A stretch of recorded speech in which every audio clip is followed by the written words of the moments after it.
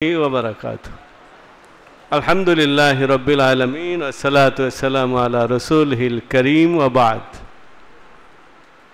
पवित्र मिलादुन्नबी उद्यापन उपलक्षे रसूलेर जीवनी आलोचना अनुष्ठानेर सम्मानित सभापति विशेष मेहमानबृंद शिक्षक मंडली उपस्थित श्रोता मंडली दारुन नज़र सिद्दीकिया कामिल माद्रासा छात्रबृंद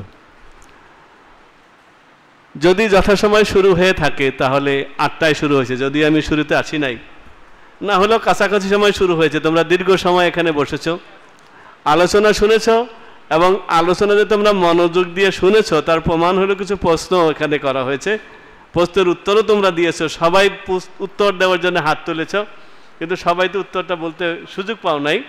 যাই হোক, আমি তোমাদের এই উপস্থিতি এবং আমি এটাও শুনেছি আজকে অনুষ্ঠানে কোনো জায়গা থেকে জোরপূর্বক মানে তাড়িয়ে তোমাকে কেন আনা হয় না, তোমরা স্বেচ্ছায় এসছো।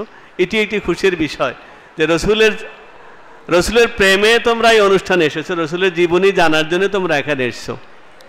এই কথা বলো না, তোমরা এখানে শুরু থেকে এ পর্যন্ত কয়জনের আলোচনা শুনেছো? কয়জন আলোচকের বলতে পারবা?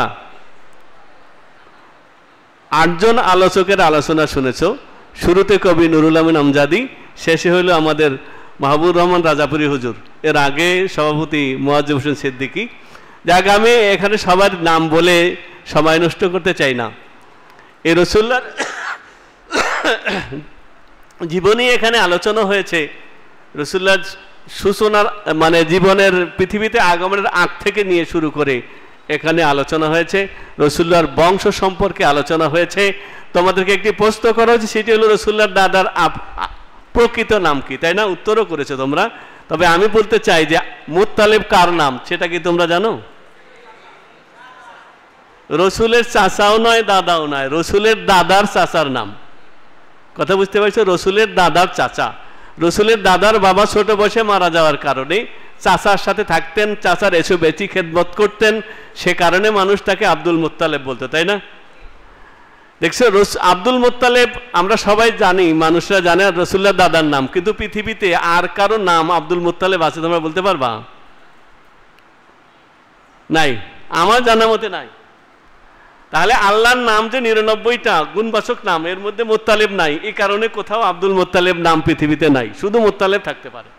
যাই হোক, আমরা সেদিকে যাব না। আজকের আলোচনার থেকে আমাদের যে জিনিসটা শুনেছি আমরা সকাল শুরু থেকে এই পর্যন্ত, সেখান থেকে হয়তো আমরা কেউ কিছু কিছু লিখে নিয়েছে, কেউ লেখে নাই, কেউ শুনছে, শোনা পর্যন্ত শেষ। তারপরে শোনার মাধ্যমে কি আছে, কিছু উপকার আছে। আগে জানতো সেটা কিছু মনে হয়েছে, এমনটা হবে। যাই হোক, আমি বলতে চাই যে আমাদের এই অনুষ্ঠান থেকে কি প্রতিজ্ঞা করা উচিত, কি করব আমরা, আমাদের এই অনুষ্ঠান শেষে আমরা কি প্রতিজ্ঞা নিয়ে এখান থেকে যেতে চাই। আমি বলতে চাই যেই কথাগুলো আল্লাহ তাআলা রসুলকে যে উদ্দেশ্যে পাঠিয়েছেন, যে 4টা কাজ দিয়ে এই কাজগুলো আমরা করব বলে প্রতিজ্ঞা করে এখান থেকে যেতে চাই। সেগুলো কাজগুলো কি? লাকাদ মান্নাল্লাহু আলাল মুমিনিনা ইয বা'সা ফীহিম রাসূলাম মিন আনফুসিহিম ইয়াতলু আলাইহিম আয়াতিহি ওয়া ইউযাক্কিহিম ওয়া ইউআল্লিমুহুমুল কিতাবা ওয়াল হিকমা, তাই না? এই কাজগুলো আমরা করব। কেন করব? এই কাজগুলোর মধ্যেই, এই কাজগুলো করলেই আমরা রসুল্লাহর জীবনী, কোরআন পড়তে পারবো, কোরআন শুদ্ধ করে পড়বো, রসুল্লাহর জীবনী, কোরআনের ব্যাখ্যা জানবো, রসুল্লাহর জীবনী জানবো, রসুল্লাহর জীবনের সুন্নত কি কি আমাদের করণীয়, এগুলো সবগুলো আমরা জানতে পারবো, ঠিক না? আমি রসুল্লাহর জীবনী নিয়ে আমি আজকে এখানে লম্বা আলোচনা করবো না, এই কারণে যে আমরা অনেকক্ষণ আলোচনা শুনেছি।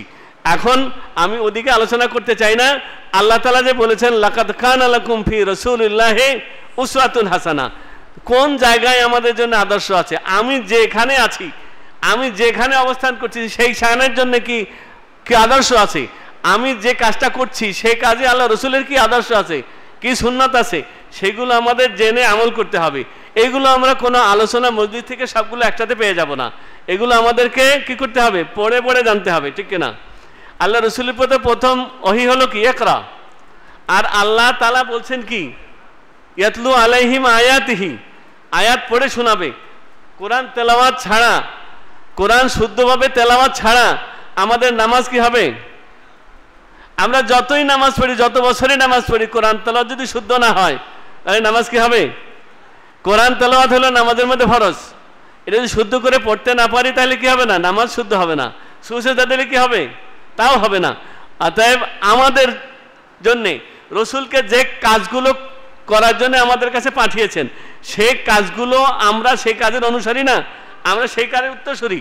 সুতরাং আমরা সেই কাজগুলো করব, আমরা সেই কাজগুলো করব, বেশি বেশি কোরআন তেলাওয়াত করব, কোরআনের ব্যাখ্যা জানব, সেই অনুযায়ী আমল করব, রসুলের জীবনী জানব, রসুলের সুন্নাত জানব, সেই অনুযায়ী আমরা আমল করব।